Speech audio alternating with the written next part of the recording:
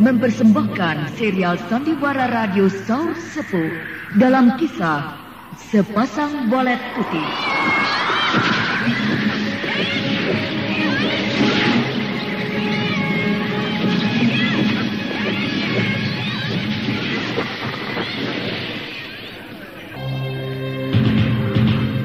Saur Sepuh dalam kisah Sepasang Bolet Putih.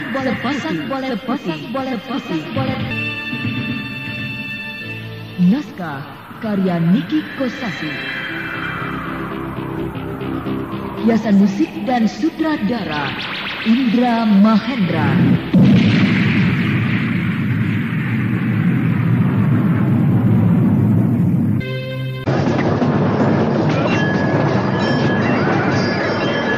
Saya akan menarik pasukan jalan kaki yang sekarang sedang digempur oleh pasukan musuh. Ya, kasihan. Mereka sudah kewalahan. Ya. Mulai terlihat agak kacau karena musuh jumlahnya terlalu banyak. Saya akan menarik pasukan jalan kaki mundur sampai keluar dari tegalan simpang itu. Dengan begitu, kita bisa menarik musuh ke dalam jangkauan perangkap yang akan kita persiapkan. Ya. Nah. Mundur!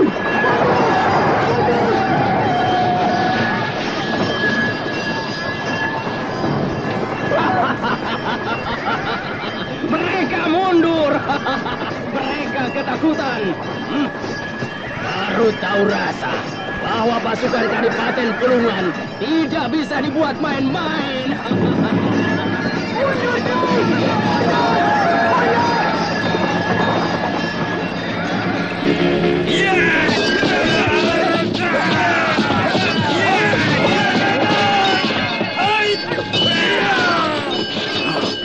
Anak buah kita bertarung dengan rasa takut, sehingga dalam waktu singkat mereka terdesak. Anak buah kita mulai berantakan.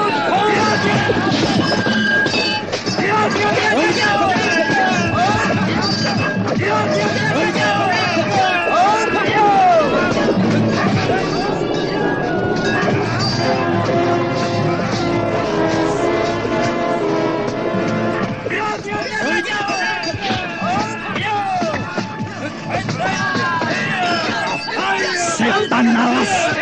Anak buah kita habis. Semuanya roboh, bergeletakan di tanah.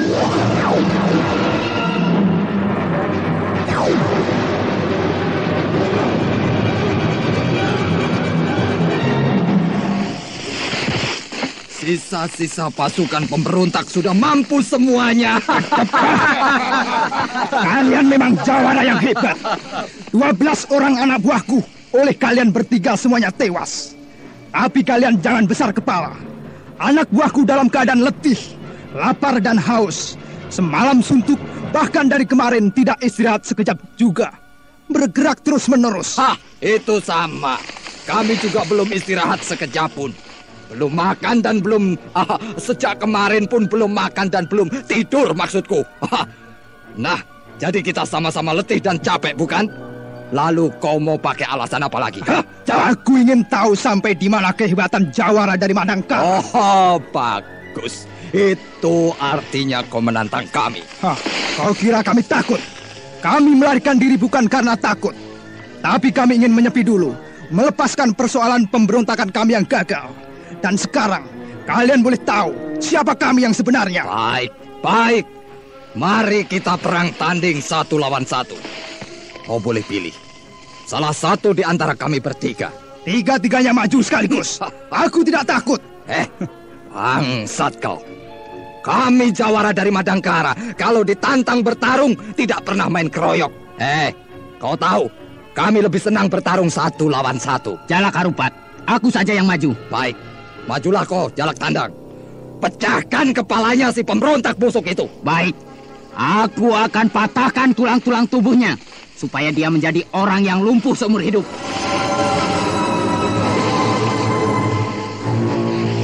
Hati-hati Paragata. Mereka bukan lawan biasa, tapi jawara Madangkara yang dijaya. Hamba tidak takut.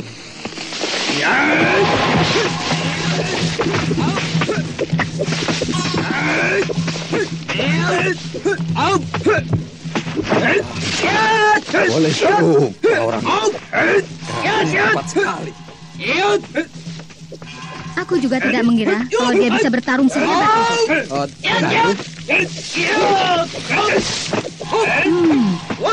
Orang itu bernama Paragata. Mungkin dia itu pengawal pribadi Adipati Pulungan, sebab memiliki jurus-jurus silat yang ampuh. Saya kira mereka tidak bisa apa-apa karena selalu melarikan diri. Tapi ternyata mereka pemberani. Bahkan menantang kita perang tanding, bertarung 1 lawan 1. Mereka melarikan diri hanya karena ingin menghindar saja. Kalau begitu, ada kemungkinan Adipati Pulungan juga memiliki ilmu yang tinggi. Karena setelah anak buahnya semua tewas, dia tidak melarikan diri lagi, tapi tetap berdiri di sana. Tidak menampakkan rasa takut sedikit. Iya, aku rasa begitu. Dia pasti punya simpanan.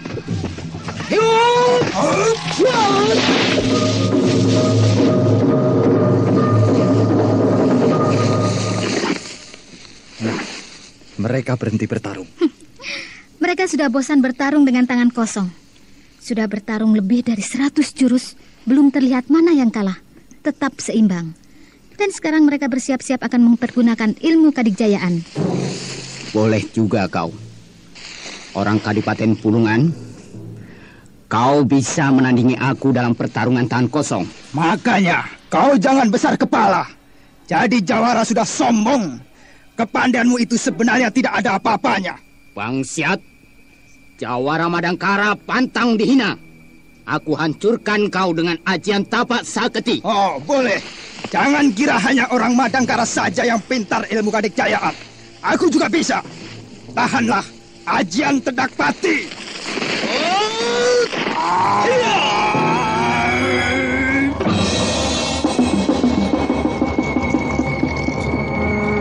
Wah, gila. Jalak Tandang rupanya sangat marah. Dia langsung saja mempergunakan ajian tapak saketi, ilmu Kadikjayaan andalan para Jawara di Madangkara. Aku yakin Paragata juga mengeluarkan ilmu Kadikjayaan andalannya, sebab dia tidak mau ambil bahaya. Iya.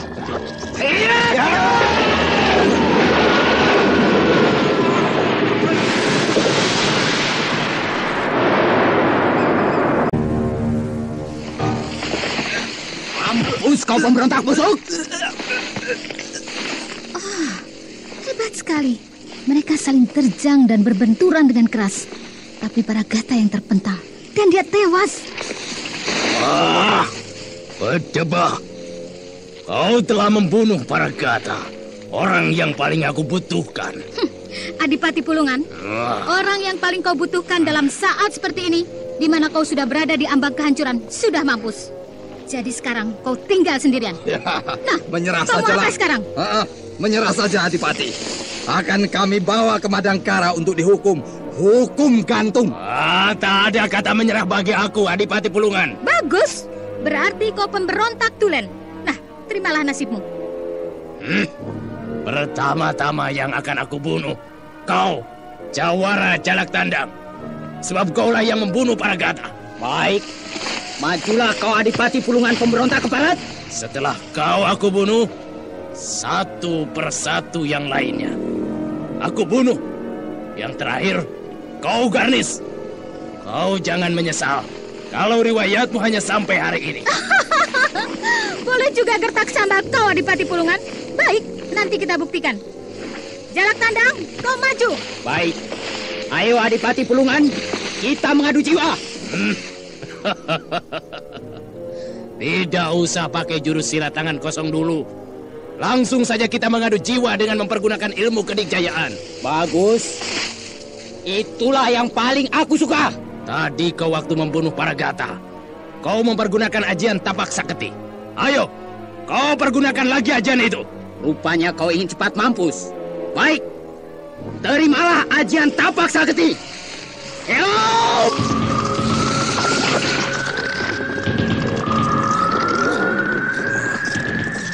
Jalak Tandang sudah mengambil ancang-ancang. Tapi Adipati Pulungan tidak. Dia tidak pasang kuda-kuda atau sikap lain. Dia tetap berdiri tegak. Meskipun dia cuma berdiri saja, sebenarnya dia sedang merapal sebuah ilmu. Tapi entah ilmu apa yang akan dipergunakannya.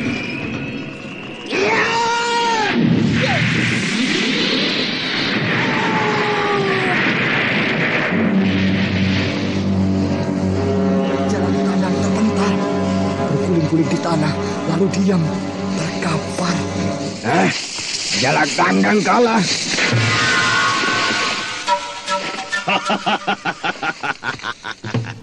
Ternyata ajian tapak saketi tidak ada apa-apanya. Hebat sekali kau Adipati Pulungan. Bisa mengalahkan ajian tapak saketi. Aku jadi penasaran. Ilmu apa yang kau pergunakan itu? Den Ayu Garnis, tidak usah maju. Biar saya saja yang bertarung. Aku saja. Aku jadi penasaran sekali. Jalak Harupat, Jalak Satar, ilmu kadikjayaan andalan kalian, ajian tapak saketi, tidak bisa merobohkan Adipati Pulungan. Jadi, sebaiknya kalian berdua maju sekaligus, menggabungkan kedua ajian itu. Mungkin hasilnya akan lebih dahsyat.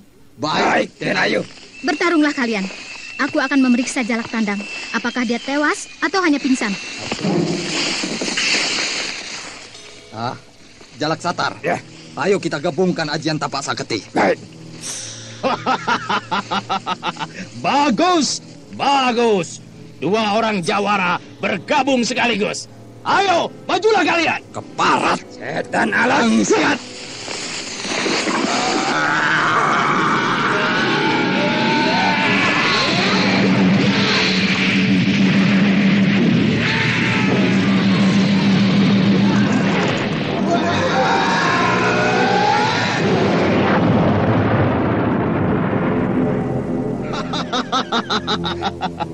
Dua orang jawara terpental. Aku yang menang. Oh, bukan main hebat sekali. Gabungan dua orang jawara, Jalak Harupat dan Jalak Satar tidak bisa merobohkan Adipati Pulungan. Bahkan sebaliknya, dua orang jawara terpental dan terkapar di tanah.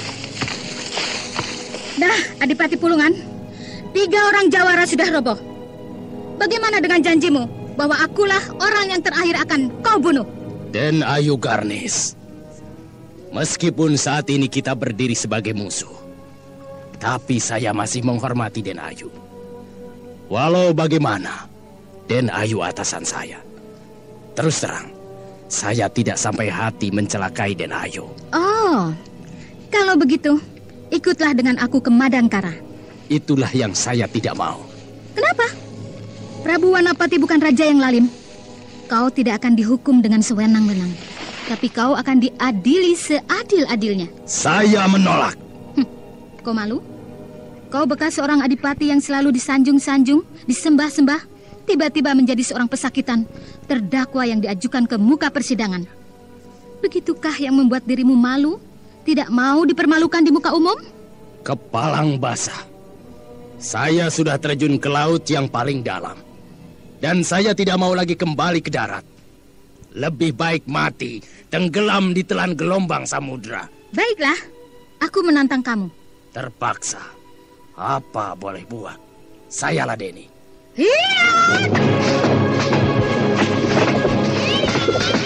Garnis yang sudah dapat mengukur tingkat kehebatan Adipati Pulungan langsung saja menerjang dengan gabungan jurus tendangan berantai dan jurus pukulan teratai.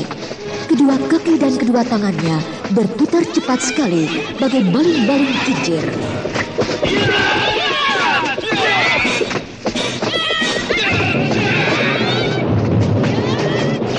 Adipati Pulungan terkejut, tidak menduga kalau Garnis menyerang langsung dengan jurus-jurus yang paling dahsyat.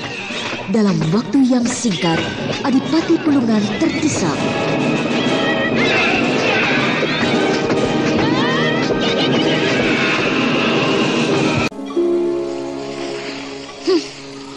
Bagaimana Adipati Pulungan? Kau hebat sekali. Tapi aku belum kalah.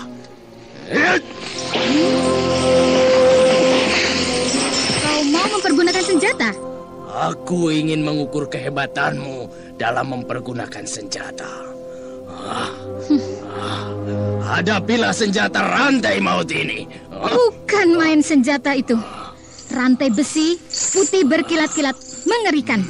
Baik, aku harus mempergunakan selendang sutra kuning. Yes!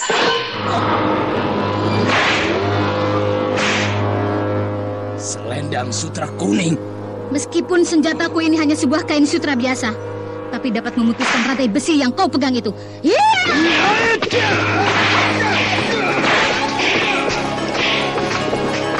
Selendang sutra kuning senjata ampuh Garnis meliuk-liuk bagaikan ular kobra yang sedang menari. Sedangkan rantai besi senjata Adipati Pulungan menderu-deru bagaikan ribuan tawon, membuat pertarungan itu menjadi elok dipandang mata, tetapi juga mengerikan.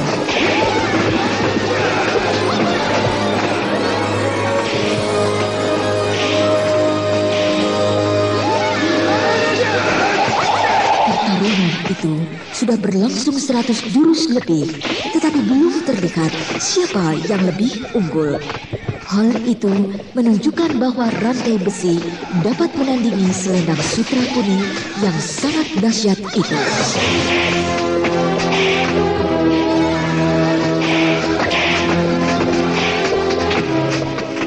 Pertarungan itu semakin lama semakin hebat. Tempat di sekitar tempat pertarungan itu berlangsung menjadi porak-poranda. Pohon-pohon besar dan kecil patah dan roboh, tergempur rantai besi atau terpatah selendang sutra kuning.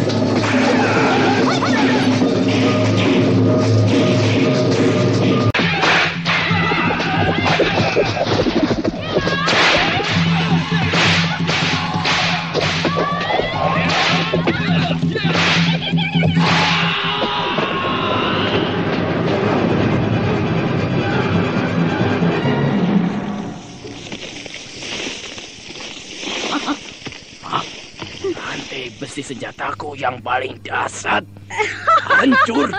Sudah aku katakan tadi bukan, bahwa senjataku selendang kuning ini cuma kain biasa, tapi lebih kuat daripada besi.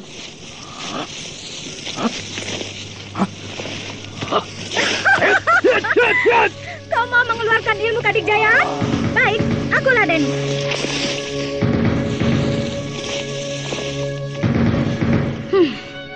Bahaya. Aku tidak punya ilmu kadikjayaan. Satu-satunya yang aku miliki adalah ilmu Cipta Dewi, warisan dari Ayahanda Brahma. Tapi itu tidak boleh dipergunakan sembarangan kalau tidak sangat terpaksa. Baiklah, jalan satu-satunya ialah bertahan. Ya, aku akan bertahan dengan mempergunakan selendang kuning ini. Mudah-mudahan berhasil.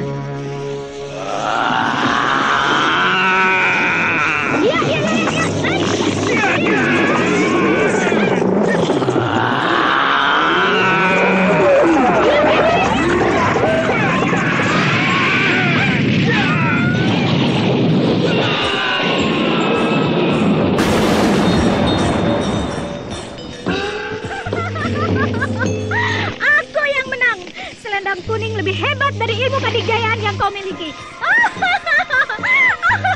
Adipati Pulungan si pemberontak terbanting dan terkapar di tanah. Mungkin kau sudah mati atau juga cuma pingsan. Aku tidak peduli. Yang jelas, aku harus membawanya ke Madangkara.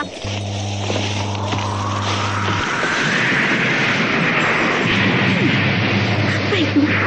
Serangan gelap?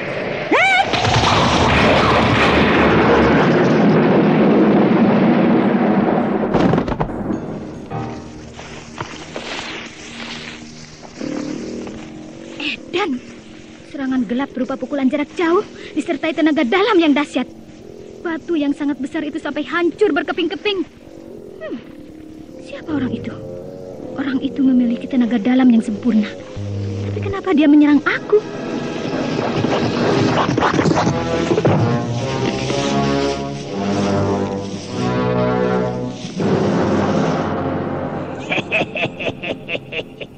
Gadis yang ganas. Hei, siapakah orang tua? Apakah kau yang melakukan serangan gelap menyerang aku? Ya. Kita belum saling kenal. Lalu kenapa kau menyerang aku? Aku membutuhkan dia. Membutuhkan dia? Maksudmu Adipati Pulungan? Ya. Dia akan aku bawa. Apa?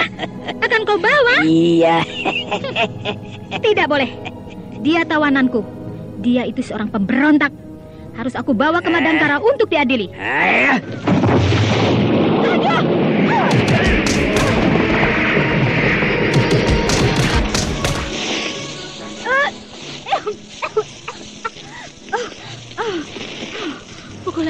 dalamnya terlalu hebat.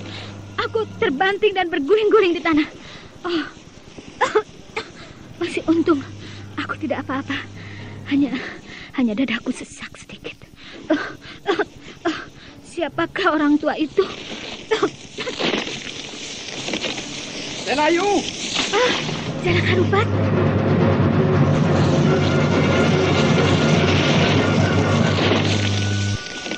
Wah, Denayu tidak apa-apa? Tidak. Syukurlah kalau begitu. Kau juga tidak apa-apa? Untunglah, saya hanya pingsan saja, Denayu. Yang lain bagaimana? Jalak Satar dan Jalak Tandang? Mereka juga hanya pingsan dan sekarang sudah siuman, sedang bersemedi memulihkan tenaga. Oh, syukurlah. Lalu Adipati Pulungan di mana? Dibawa lari oleh orang sakti. Dibawa lari oleh orang sakti? Ya. Rasanya aku pernah tahu dengan kakek-kakek itu. Tinggi, kurus, pakaiannya serba putih, rambutnya putih, jenggotnya putih, kumisnya putih. Siapa ya? Ya, aku ingat sekarang. Ki Danta. Ki Danta? Ya, seorang tokoh sakti yang menguasai wilayah barat dari golongan hitam. Oh, golongan hitam? Ya, tinggalnya di puncak Bukit Kapas. Bukit Kapas? Meskipun dia seorang tokoh rimba persilatan kelas tinggi yang sangat ditakuti, aku tidak peduli. Aku harus bisa merebut Adipati Pulungan dari tangan dia. Betul, Denayu. Kita harus membawa Adipati Pulungan ke Madangkara, hidup atau mati. Ya, ayo, segera kita berangkat menuju ke Bukit Kapas.